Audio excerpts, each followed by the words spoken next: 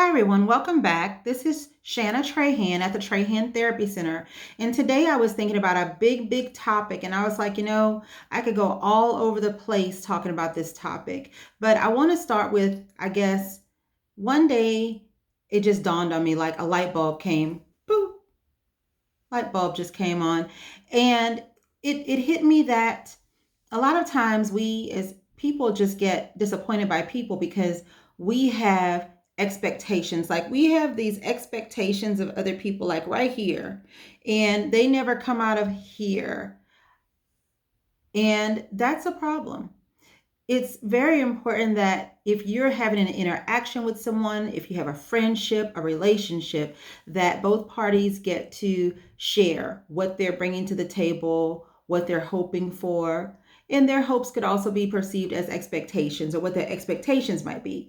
So it's very important to go to the table. Hey, this is what I'm able to do. This is what I'm able to bring. Okay. The other person says, okay, this is what I'm able to bring. This is what I'm able to do. But if that conversation is not had, people jump into friendships, relationships, and different types of scenarios without really knowing what is possible, what can possibly come out of that situation.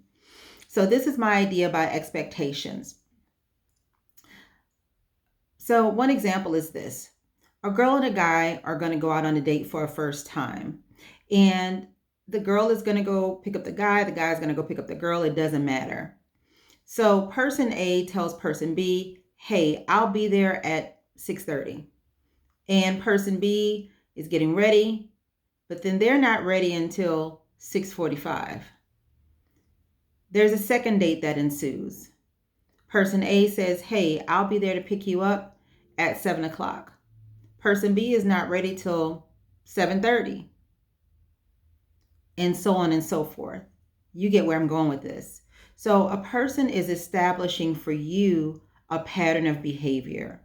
This behavior is that this person is maybe not a very timely person. So maybe if you really want to leave for 7:30, you might need to tell them 7 o'clock. If you want to leave for 6:30, you might need to tell them 6 o'clock. And that way there's no feelings hurt and things like that, right? But if you have the expectation that this person will be on time, you cannot impose your will for that person to be on time if their lifelong behavior has been that they are an untimely person. That would be something that person has to work on. First of all, identify as a problem within themselves and choose to work on. But if that person does not identify that part of their life as a problem or an issue, then there will be conflict.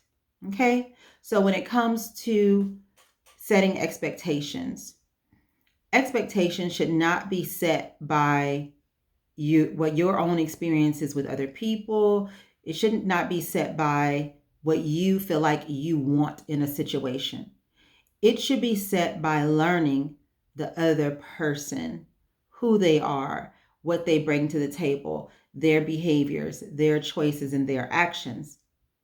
If you have false expectations based upon something you saw on Instagram or something that you saw somewhere else on social media, something you saw in a rap video, or something that is unrealistic for the majority of the world, then I'm just going to say, tone it down a little bit. I was watching a comedy show the other day, a comedy video, and it was pretty funny on Amazon, I believe.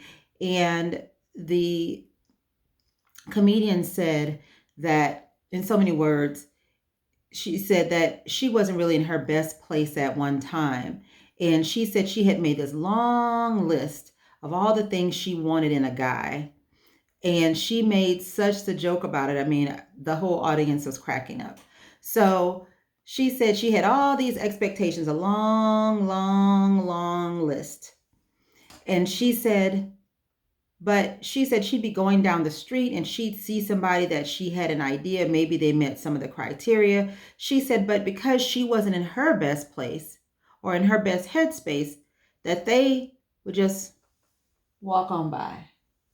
They would literally just not even see her there. They would ignore her because she wasn't in the same place where she wanted her intended to be.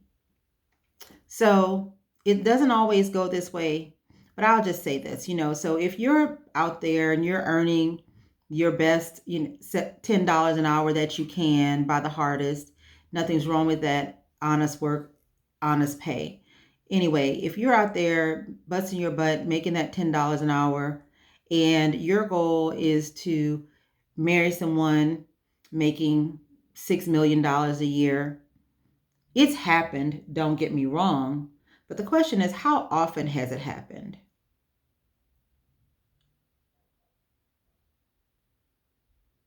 I don't hear the crickets, but I do hear the dogs barking in the background.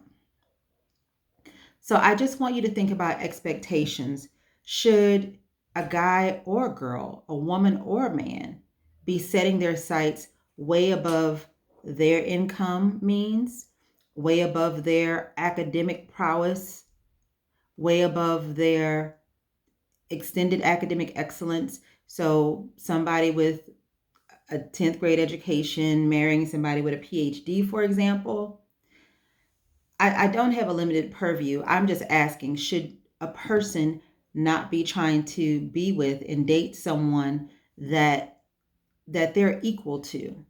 So I'm not going to get all biblical here and start talking about equally yoked and everything, but what is equal yoking? And what does that mean? So, expectations. Have expectations after you've had experience. Experience comes first. Experiencing a person, observing their behavior, learning who they are and how they function.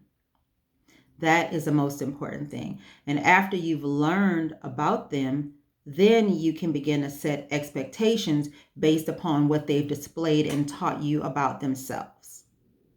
So, this has been Shanna Trahan at the Trahan Therapy Center, where we shape minds and change lives.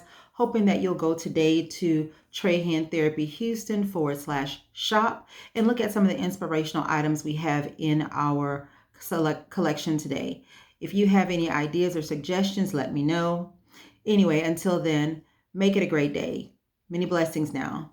Bye for now.